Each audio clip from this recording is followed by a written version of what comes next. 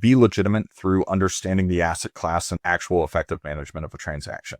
Know all the components of it, spend time. This is where you should be learning. A lot of the stuff that we're talking about, you read books and practice and role play with different people in your life to get good at it. Go out there, have conversations, but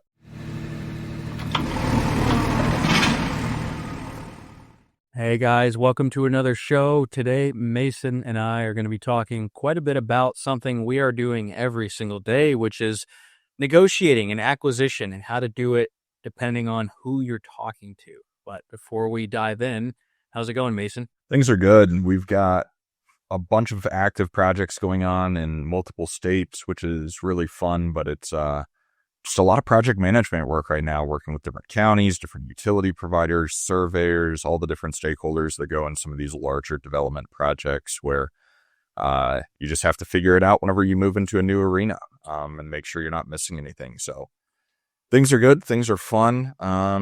Just busy. We're recording this end of January 2026. We've got close to 4,000 acres under contract throughout the states we're operating in. And I'm tired, but I'm having a lot more fun than I have in quite a while in the business. How are you doing, Dan?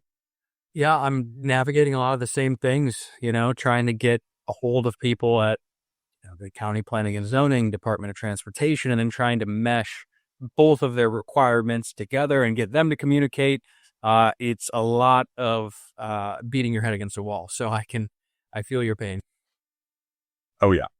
So for those of you guys that are engineers and land use planners and stuff like that, there's a reason that you exist, and I would love to hire someone to help manage some of these projects. But it's a great experience. And yeah, I think at the root of all of this, and the only reason we're able to do any of these deals is because of what we're talking about today, effective, tactics and strategies, negotiating with landowners, negotiating with brokers to get good deals that are fair for everybody involved. So looking forward to this conversation.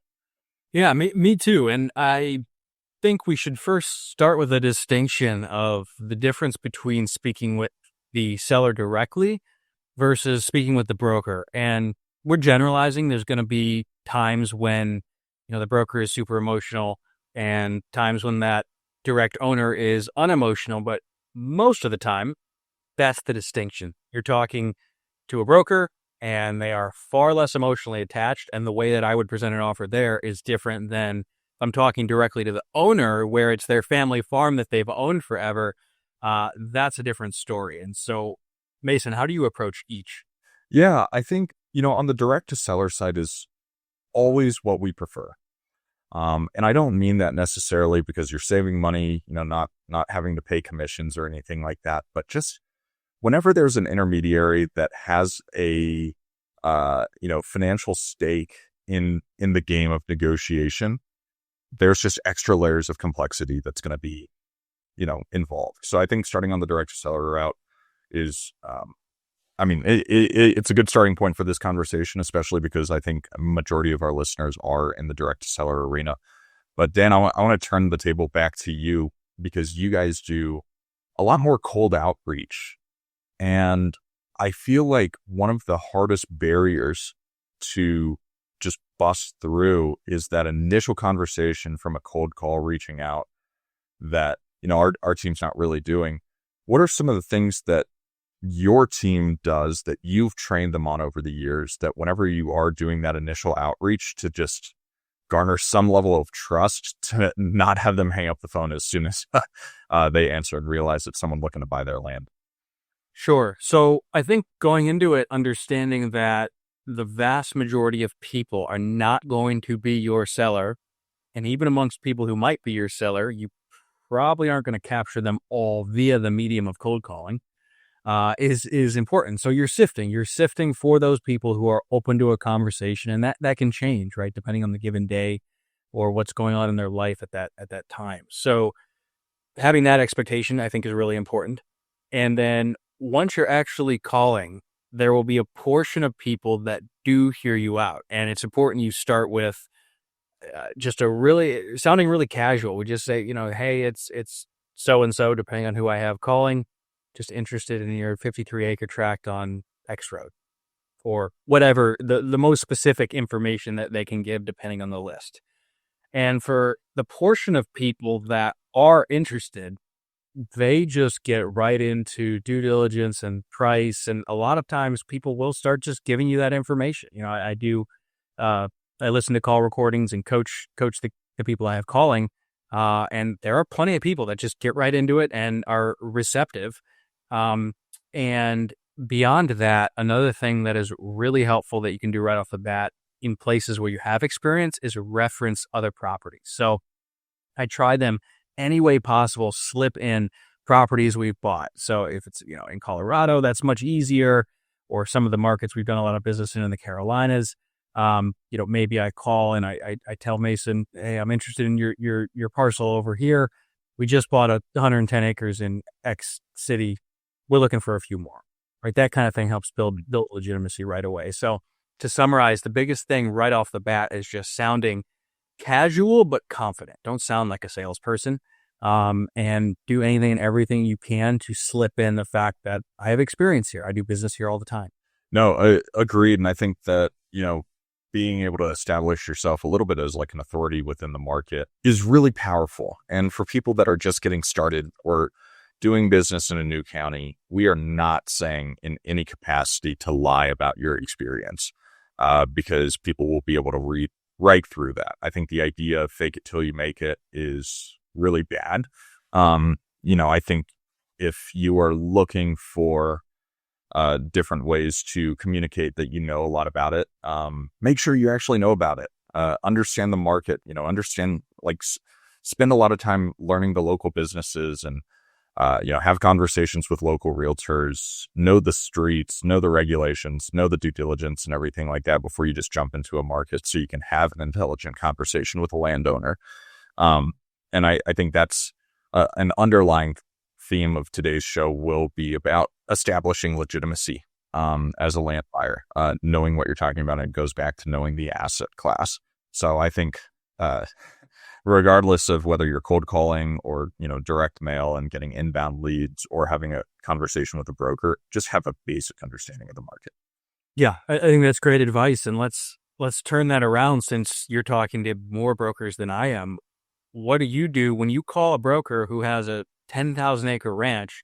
They're much like, not quite, but it's similar to calling a homeowner or just a mom and pop seller, where they are not looking to have their time wasted, and you have to say the right things to not be written off. So how do you do that speaking to brokers with big listings? Yeah, I think it really depends specifically on the broker and specifically on the listing. I do a lot of networking, and getting to know these brokers is very powerful, but these brokers with the type of deals that we're looking at, they're beautiful properties. They're very large properties. They're all over social media. People are inquiring about them all the time. And most people are tire kickers. And how do you differentiate yourself from a tire kicker to someone that's looking to do business? And it's the exact same thing of, hey, we've got these, 20 projects up and down the Front Range or whatever that we've been working on. We're looking to acquire more land. And it's really easy to have the conversation when price is close to what, the listing price is close to what we could actually pay for it, as versus properties where it's, we're at 30 or 40%. I think scheduling in-person meetings is big. I think touring the land with the broker is good. We're spending time out on side-by-sides, driving the property, getting to know each other and talking about the land, but talking about, our families, our friends, what we like to do and stuff like that makes it so where, oh, I know that, this broker in this particular area is a huge baseball fan. We're able to, chat about whatever, baseball news is going on. So it's a very, very, very heavy relationship business. But at the foundation of all that, proof of funds. If you don't have the money lined up to be able to do a, $1 to $10 million deal, then you're going to feel really foolish, because a lot of brokers won't even show you the property unless you can provide proof of funds, because they're not going to waste their time. They spend a tremendous amount of money marketing these properties. And then I think what's interesting, because a lot of people hear brokers and they don't want to be involved whenever they're a buyer. I have properties that I have listed with brokers that I advertise myself, and people are interested in buying, but they say, I won't deal with a broker. So there's a reputation component there. But regardless of all of that, if you understand landowners, you're going to be able to work well with brokers in general, because good brokers have the landowner's interest in mind. And that all comes down to price and terms of the deal, which is the nitty gritty of it. I've tried to, do stuff that makes sense in my mind with brokers of, hey, we can't come up in price if we have to, shorten due diligence to this period of time.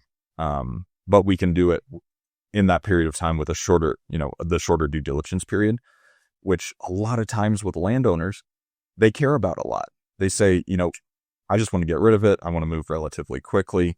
Let's get it done. And I've had brokers tell me, dude, your offer being dependent on the due diligence period doesn't make any sense to us. Like, stop. And it's great coaching to receive. So I know I kind of went all over the place there, but if you understand landowners, you're going to be able to work well with brokers, but it's a very relationship heavy game because you also want to be the person that the broker calls before a listing even goes to market. That's how you get pocket listings done, off-market deals done, stuff like that too. A lot of good points there. Agreed strongly with the need for proof of funds, and that being kind of the distinction that sets you apart from many of the people wasting their time. But I want to get into the idea is that brokers are the representatives of their client, right? They're the fiduciary, much, like a lawyer, right? That's why you need the license.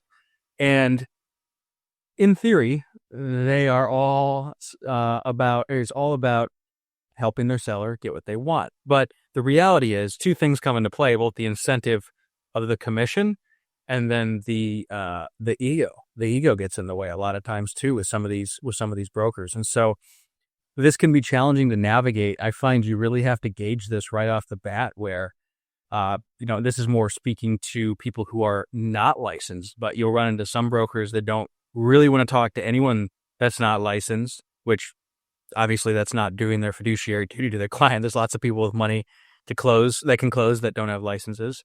And on the flip side of that, in a way that this can benefit you is when you're close to getting a deal done and you're negotiating, people are driven by incentives, and to take $100,000 off a $2 million or $1.5 million land deal doesn't make that big of a difference to the broker.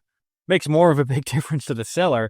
But I have found that once we're close to getting deals done, but we're not quite there, the broker sees that commission check. They see all we have to do is get this signed, and we're 30 days or 45 days from $30,000. And if I convince my seller to come down $100,000, okay, I might get $3,000 less or $6,000 less, but I still get $30,000.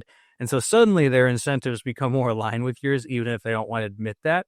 And this can be very much in your favor. So I have found that when we're close to making a deal, the broker really wants to get it done, and that can help you as the buyer negotiating. Oh, yeah. Well, and I think specifically too, with some of the NAR changes that happened about a year and a half ago, I think being able to go to a broker and say, hey, we're not looking for co-op, we're not actually, we have representation on our side, but we're not looking for any commission on the deal, can be really powerful, because then their commission check, instead of being 3% of the deal, ends up being 4, 5, or 6% of the deal, which gives the broker a little bit of, wiggle room with the seller of saying, hey, instead of paying 6% commission, let's do 4% commission. Since they're not asking for anything, they make more money. And then, it goes back to alignment of incentives, for everybody involved, assuming, the broker is still maintaining their fiduciary duty to the seller that they're representing. But I think an important point on that is we're talking about all these third parties that have ego and motivations behind it, but not necessarily ourselves. And whether you're an acquisitions manager, you run a business that's, so focused on acquisitions, that desperation of seeing the profit potential of each deal can be a deal killer, because, as soon as you start hearing a seller agreeing to a price that they think that works for them, that really works well for you, you might start getting excited and start turning from that kind of stoic, relaxed salesperson to the used car salesman being like, oh shit, I'll make $50,000 or $100,000 or $4 million on this deal if they agree to it at this price. And that can absolutely kill a deal, because you want to create a win-win solution. And if you let your ego get in the way of that negotiation because you start smelling blood in the water, that'll kill a deal very, very quickly. So make sure that your incentives are about creating a win with the transaction as versus just focusing on the profit potential and the commission check at the end of the day, because you have to remove that from what you're doing, because otherwise you're going to get lost. And you're not going to close as many deals because you're going to come across as very desperate. Yeah. Yeah. Those are all really good points. Let's get tactical here. I want to get tactical. So when I'm making offers to brokers, I tend to be far more straightforward. I'm not quite as worried about it necessarily being verbally on the phone, because when it gets to the seller, it's going to be in writing probably anyways. But I do always want it to be in writing to the seller. So perfect example, there's one, Mason and I have both spoken to this broker, and he's familiar with the property, where we had been negotiating. We reached an impasse where we couldn't bridge the gap. And then the realtor calls me today and says, well, actually, you have a deal. And on that one, I talked to the realtor. I got the sense, this was 2 weeks ago, I think, I got the sense that he wasn't super emotional. He's experienced with real estate, and it wasn't going to offend him if I'm making a lower offer than list. And so I ended up sending it over, I think, just email, and had him write up the contract for me. I think we initially offered $750 on a $1.1 million listing. If I was talking directly to the owner of that property, unless they gave me a good reason to think that they were very business savvy, I would not have approached it that way. I certainly wouldn't have made an offer over any sort of text, whether it be email or my phone. I would have prepped them. I would have gotten something out of them that makes sure I know it's not going to kill the relationship to make an offer, 30 or 40% off list, right? And I'll example and then pass it to you. Maybe all of the time when we're talking direct to seller, we'll end the conversation with, or we'll respond when they throw out their price of, well, Mason, I can tell you, I don't think we're going to be able to do that. In fact, we might be quite a bit off. I mean, do you want me to call you back if we're not near that number? And then if they give you permission, it's much easier to make a low offer. But with this broker, it didn't matter. Oh yeah. No. And I think something else is when you're working with a broker, and if you're working direct to seller, getting that offer in writing. If you don't have someone on your side representing you to present that on-market offer, and if you don't have a relationship with a broker to know they're actually presenting it, because we've had brokers that, and this is illegal, where we give them offers and we don't think they actually present it to the seller, and that right there, I mean, if you're a broker, obviously you have a responsibility to present any and all offers, because you never know what a seller is going to say. But, I've heard stories of people presenting really crappy offers, whether it's via text or via email, or using say you're buying a 1,000-acre ranch with no structures on it, and you're using a residential purchase and sale agreement. Just understand the paperwork. Don't use the crappy one-page template that you generated from your mailing software that you got in some crappy coaching program as your purchase and sale agreement. Even if it takes a ton of time to, have an attorney draft it up, or, we've got ChatGPT and AI now that can create a very, good, fair, substantial contract that protects everyone, or just using whatever local state realtor commission approved contract. It's going to be far more legitimate of an experience for everybody involved. I've had brokers tell me dude, we've had people send us these contracts and we don't even know what they're talking about. The basics of just real estate contract law. Even if you're not licensed, go on YouTube, go pay for a course on contract law so you actually understand what you're doing. Put the freaking legal description in the purchase and sale agreement. Do not just rely on an APN or an account number and address. None of that is real unless you have the legal description in there. And especially whenever you're dealing in rural America, that's how we know where the land is of section, township, and range. And so understand, it goes back to this business of if you want to make money in this business, and the people that I see fail, it's because they don't understand what land is, how to identify it, and how to actually move through a transaction. And you might think that you're some hotshot entrepreneur, that you don't need to know the nitty gritty details of the business. And it's just wrong. I mean, you're failing yourself, and you're failing the landowners, and you're operating in a kind of scummy way if you don't really know what you're doing. So I'll hop off my soapbox for a second, but the point I'm making is, if you're submitting an offer, make sure that if you don't have a really good relationship with the broker, with the seller, it's a very professional, like commission approved or attorney drafted or very well intentioned AI drafted contract that includes all the components of a real estate purchase and sale agreement. Yeah. So just to kind of piggyback on that, Mason's point earlier about you're supposed to, as a broker, always present all offers to your seller, but many don't. This is just the reality, guys. What people are supposed to do and what happens every day in real estate are two very different things. And one great way to get yourself written off right off the bat is when you're dealing with a licensed broker and you don't use the standard contract. So agreed, 100% use whatever the standard contract is, and you can easily find it online and easily find examples of it filled out properly. And that'll make your offer be taken far more seriously. And on that, don't be afraid to work with a buy-side broker. Like, shout out to Realtors Land Institute and all the accredited land consultants out there.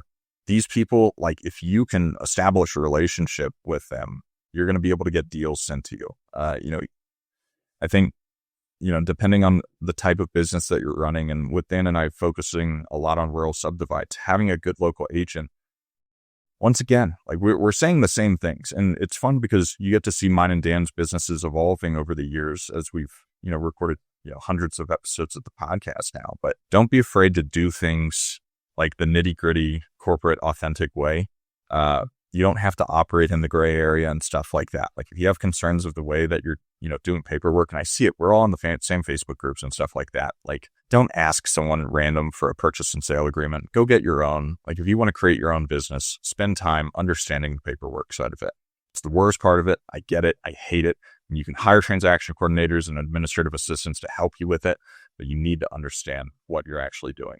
Yeah, I think that. I'll shut up now. That was fun. Yeah, well, and any idealism aside, this is just what works. I mean, if you want to get taken seriously, following these guidelines, I think is key. But all right, continuing along, Mason, you put meeting in person when possible, and I agree. For deals that are big enough, this absolutely makes sense. If it's just a $10,000 infill lot flip, probably not worth it. But I have the realtor I've been using a lot in Colorado meeting a seller tomorrow on a property because they have to shut down their well on the property before we close. And so that sort of thing builds a lot of trust and rapport, makes it easier to work together. And I would do this with brokers too, if it makes sense. I mean, if I were local, I'm sure Mason's doing that a lot. And again, you can use this to your advantage because it's supposed to be, like we've said 10 times now, a very, what's the word I'm looking for? I'm blanking here, but the broker is supposed to be representing that buyer, and all else shouldn't matter. But if they like you, they're going to be way more likely to take your low offer, way more likely to pitch it more favorably to your buyer or to their seller, excuse me. And so just meeting people and building a rapport is really powerful, and not just for those deals, but for any future listings they might have. Yeah, no, absolutely. And I have it under the direct to seller of a meeting with these people in person, where last week, got a inbound lead from a mailer that we sent. We offered $250,000 for the land, which was lower than what they wanted. They wanted $320,000. And I wanted to go see the property in person. And so that day, it happened to work out with my schedule and everything. I drove 3.5 hours to go meet the sellers, drive the land in person, shake their hands, and see what we can make happen. And seller of that property owns a road building company, which is fantastic.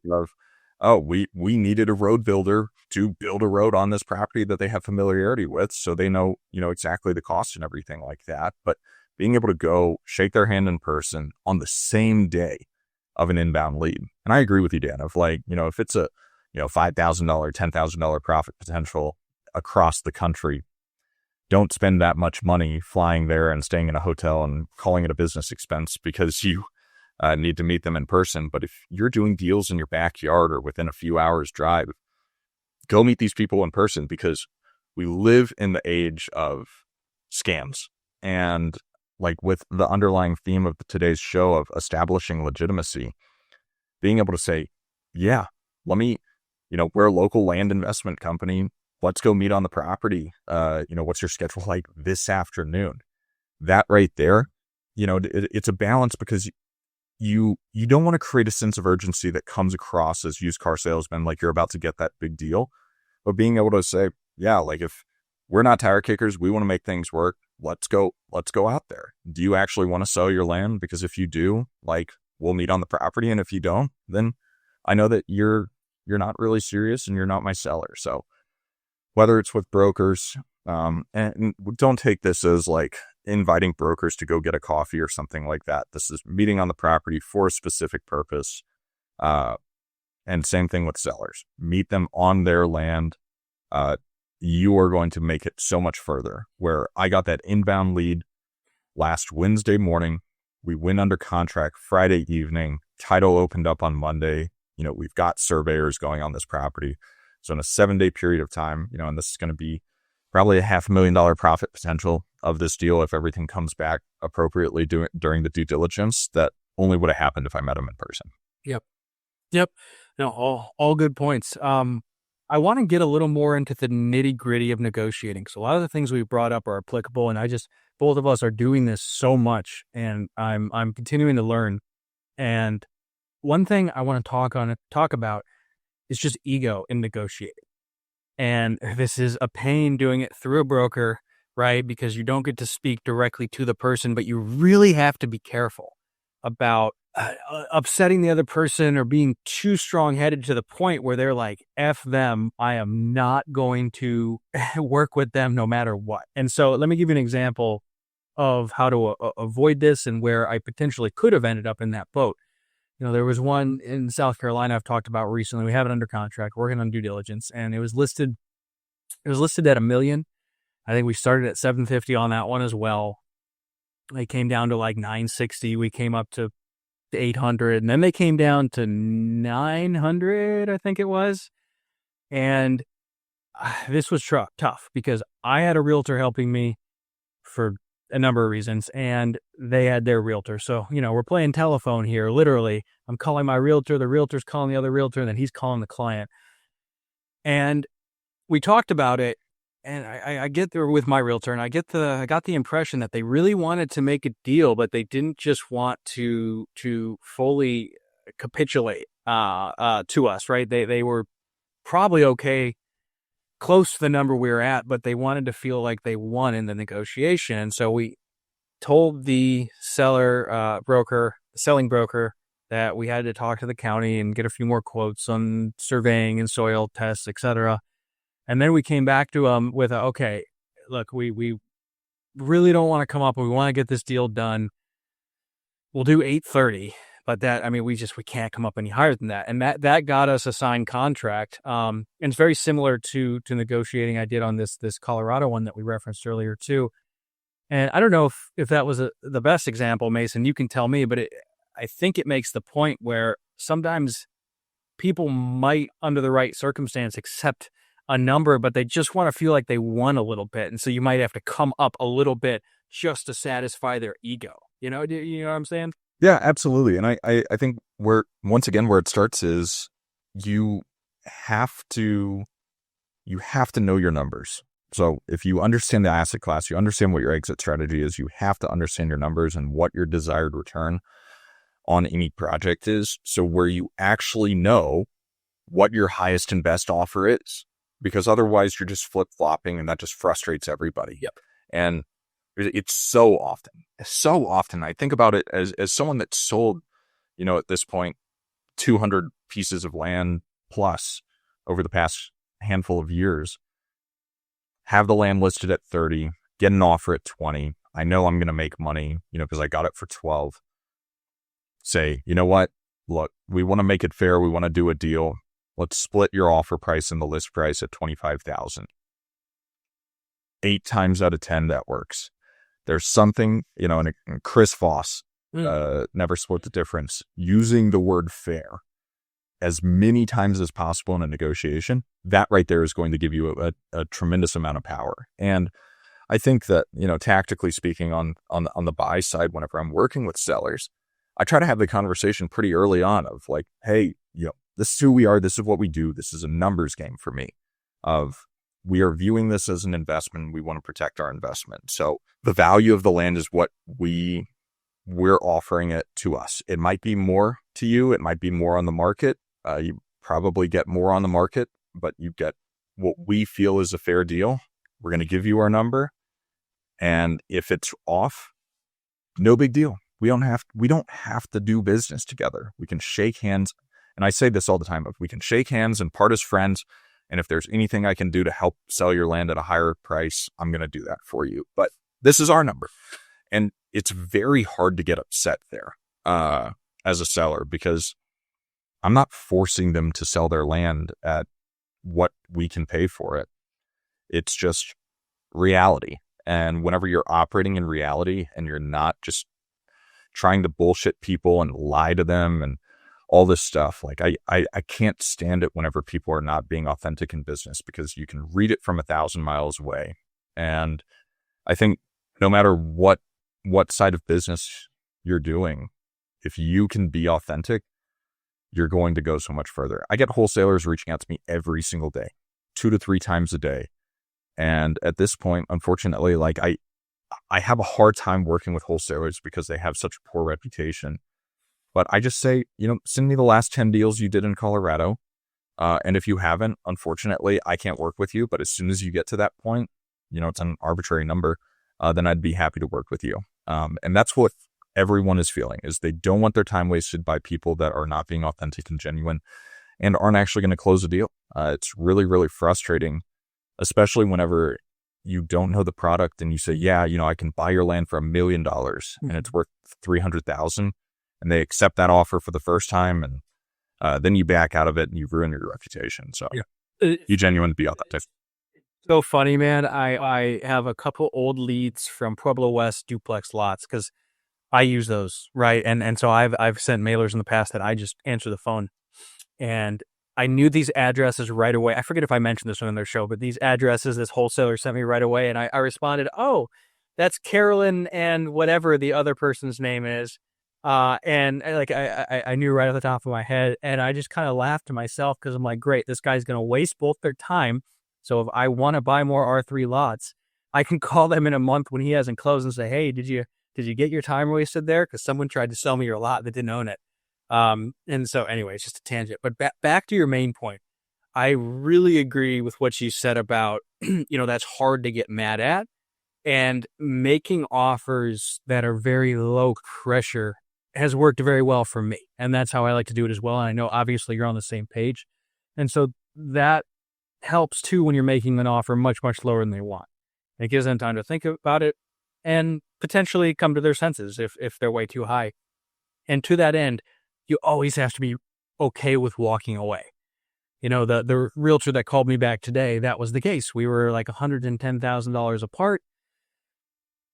I didn't want to come up anymore, so I told him that. I said, no problem, good luck. If anything changes, let me know. And, 7 or 10 days later, it called him back and said, okay, buyer will take your offer, or seller will take your offer, excuse me. So you have to be willing to walk away. You can't feel like you have to get the deal done or you'll make bad decisions. Yeah. And that right there of saying, look, we want the best for you. Our offer might be the best for you. I don't know your situation fully, but this is what our offer is. And I love giving offers on Fridays. Take the weekend, think about it, talk about it with your family, and see what everyone says. And I'll give you a call on Monday to discuss it. And worst thing that happens is, we don't buy your land, you sell it to someone else, you get more money. I want you, and genuinely meaning that. I want sellers to get as much money as they possibly can. And sometimes we're that buyer and sometimes we're not. And I think that the idea of the lowball offer is really fascinating because for a lot of these properties, there aren't higher offers. Yeah. There won't be. It's frustrating for us of the 640 that you bought Dan, that was on the market for a little while. Like, we wish we had bought that. And you guys got a fantastic deal on it. But these properties that are sitting on the market for years and years, don't be afraid to offer what you can pay for it. And especially if you don't mean it as an insult, because there's properties I own that I'd potentially sell at a loss just to be done with it. Not usually, but certain properties where it's like, I just don't care. Like, I don't want to think about it anymore. And there are sellers out there that any offer is better than no offer. And you have to remind them that in the conversation of, you don't have to accept my offer. This is the best I can do. Let's be friends. If not, whatever. Yeah. So- Yeah. I love that, because finding your way to communicate that and make that low pressure offer is the most effective way. I know there's high pressure stuff most of these sellers do too. I think that's a good place to leave this. Do you have anything else to say on that, Mason? No, I don't think so. I think, the theme of this is be legitimate through understanding the asset class and the actual effective management of a transaction. Know all the components of it, spend time. This is where you should be learning. A lot of the stuff that we're talking about, you read books and practice and role play with different people in your life to get good at it. Go out there, have conversations, but learn the nitty gritty, and that's going to make you feel so much more powerful whenever you're negotiating with sellers or negotiating with brokers. And, if you guys want to, get more of this content and get what amounts to be, small group coaching, join our school community, ground up land community on school. We have free and paid options to have monthly and weekly support calls and a lot of educational resources for you guys, so we can eventually do deals together. But I think it's good leaving off point, Dan. This is Mason McDonald and Dan Haberkos with the Big Picture Blueprint, signing off.